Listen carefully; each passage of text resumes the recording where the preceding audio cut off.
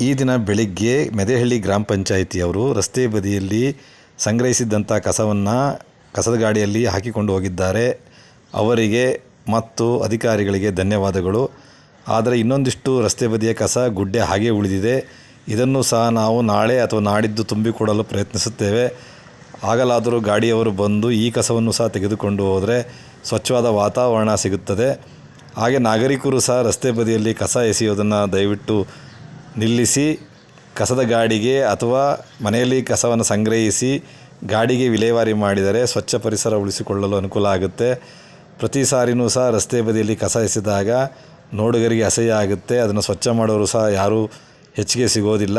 ಹಾಗಾಗಿ ನಾಗರಿಕರಲ್ಲೂ ಸಹ ನಾವು ವಿನಂತಿಸ್ಕೊಳ್ತಾ ಇದ್ದೀವಿ, ರಸ್ತೆ ಬದಿಯಲ್ಲಿ ಕಸ ಎಸಿಬೇಡಿ, ಸಂಗ್ರಹ ಮಾಡಿಟ್ಕೊಳ್ಳಿ, ಅದನ್ನು ವಿಲೇವಾರಿ ಮಾಡಿ ಅಂತ ಈ ಮೂಲಕ ವಿನಂತಿಸ್ಕೊಳ್ತಾ ಇದ್ದೀನಿ.